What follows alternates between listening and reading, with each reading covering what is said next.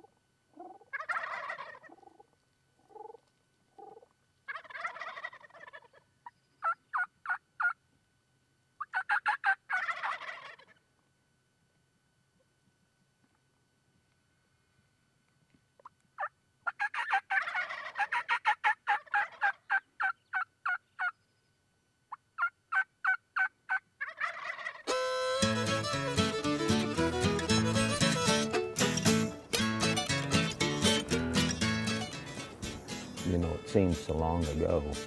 It probably is ancient history. It seems that way to me. It was shortly after 1950 that I got my first hunting license. I was born in '35, had to be 16 to get a license. And as soon as I was old enough to need a license, I got one because my dad would not let me hunt without one. I'm privileged to grow up in a hunting family. My dad didn't hunt much. He spent most of his time working to take care of his family.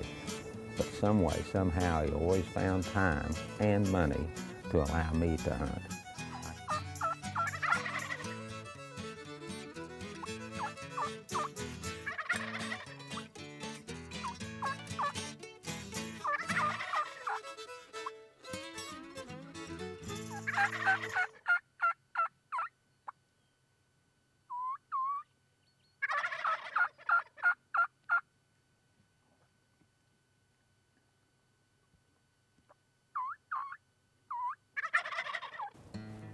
When I was less than 10 years old, that would have been in 1945, the year the first big war ended, he found a way a couple of times to find boxes. They weren't called blocks then, but big boxes or cartons of 22 shells, 500 shells to the carton.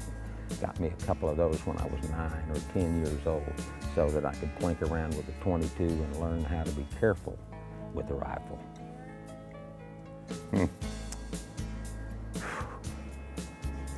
He was a great athlete as he grew up, and it still showed in the way he could handle a shotgun when he was 45 and 50 years old. And I decided I wanted to learn to shoot like him. I owned my first shotgun when I was age 15. I was too young to drive. I had a couple of what we called old maid, a couple of unmarried aunts who would take me to the country. I had a double barrel 16 gauge shotgun. I paid $25 for it. It kicked so hard it would just make you'd have to swallow twice every time you shot it.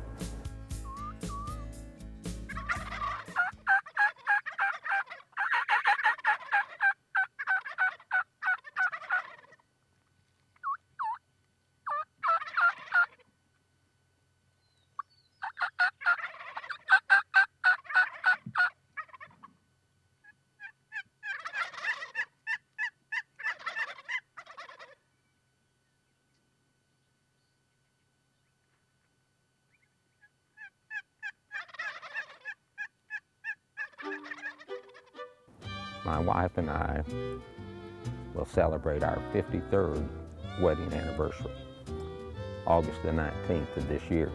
And I think back to something that I heard when I was about 15 or 16 years old. Didn't really know what it meant at the time. I hope that I know what it means now. A cousin of mine said, you know, there's a saying going around, every man during his lifetime is entitled to one good dog and one good woman. I've got that beat hands down. I've owned a dozen good dogs, and I've been married to the same wonderful woman almost 53 years. I don't have anything to lose at all in that regard.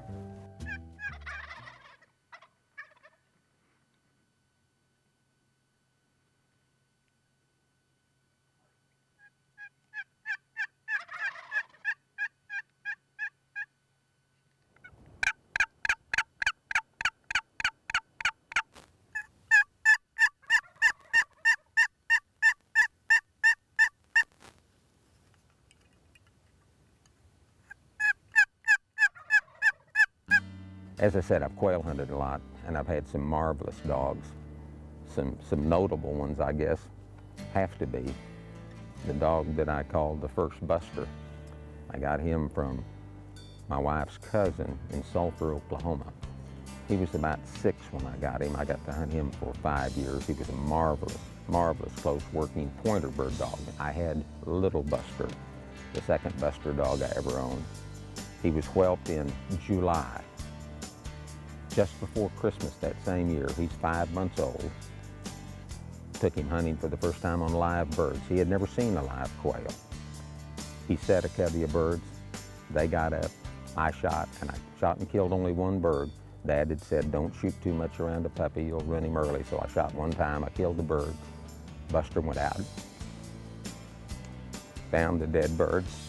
He'd never had one in his mouth before, but he knew what to do with it. He brought it right back to me. We repeated that drill lots and lots and lots of times. When Buster finally passed from this earth, he was 13 years old. We, my hunting partners and I, had killed 5,508 quail over that dog. When he died, it's hard to talk. I took him back to the exact spot where he pointed that first quail as a 5-month-old puppy. He's there. I know where he is, and I know what we did down through the years.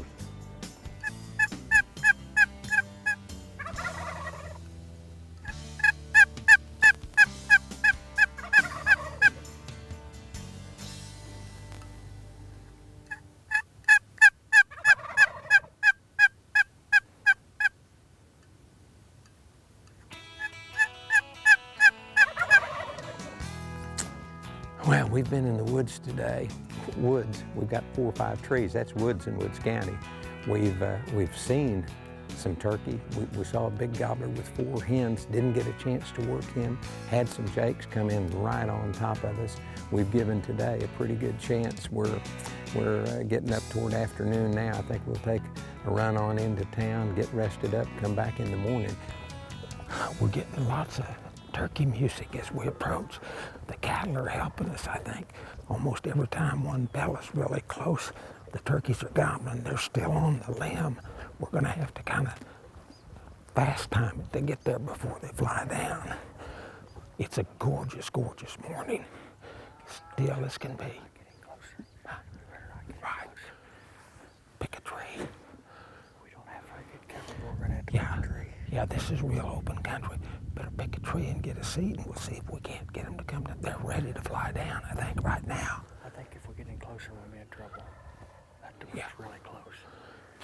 What do you think? Decoys there or here?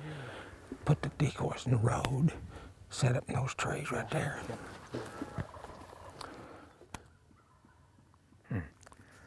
They're on the ground now. They're wanting to go southwest. We'll see if we can call them back.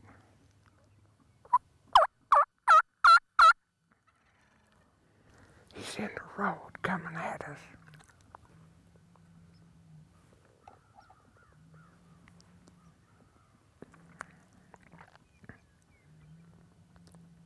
He's about 80 yards right now.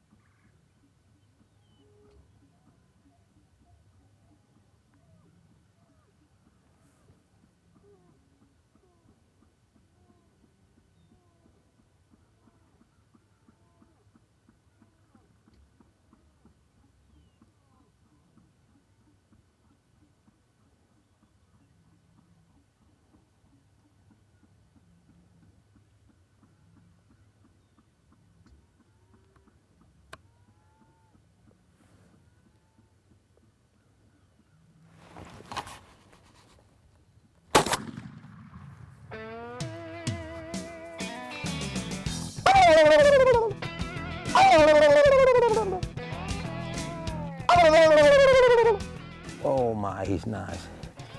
He's sure enough 3, isn't he? Wow. Well, I think he weighs 25 pounds, but I exaggerate. He's 18 pounds or so.